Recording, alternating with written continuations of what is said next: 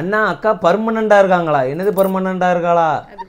அது அது அங்கே கமெண்ட் அப்படி தான் வந்திருக்கு. அது வந்து ப்ரெக்னெண்ட்டாக இருக்காங்களா, அதாவது மாசமாக இருக்கீங்களான்னு கேட்டோன்னா அவைய வந்து மாசமாக தான் இருக்காவிய.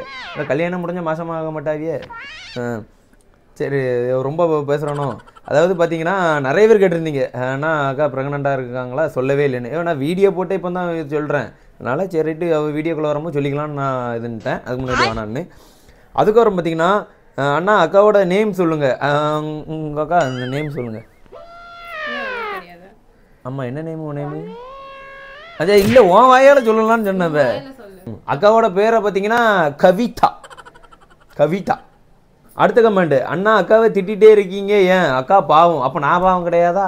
ஏதாவது சும்மா எல்லாம் ஒரு ஃபண்ணுங்க. இங்கனுக்குள்ளே எங்கள் ஸ்லாங்குவேஜுக்கெல்லாம் இதெல்லாம் சும்மா தான், இதே ஒரு பாசம் தான். என்ன இழுத்து போடுவோம். அது பார்த்தீங்கன்னா நம்மளுக்குள்ள எல்லாம் சாதாரணம். பார்த்தீங்கன்னா அக்காவை சும்மா ஒரு வீடியோக்காக தான். நாங்கள் இதோட இது தொடப்பக்கட்டதெல்லாம் பறக்கும் வீட்டுக்குள்ளே. அதெல்லாம் வேறு.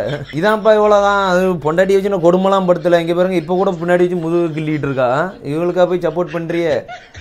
சரிங்க அடுத்த என்ன பண்ணலாம்னு சொல்லிட்டு மறக்காம அடுத்த என்ன வேணாம், அது நீங்கள் வேறு எதுவுமே சொல்லுவீங்க. நீங்கள் தொடர்ந்து கப்புள்ஸ் வீடியோ வந்துகிட்டே இருக்கும். நீங்கள் தொடர்ந்து பார்த்துட்டு நம்மளுக்கு சப்போர்ட் பண்ணுங்கள் சரிங்களா?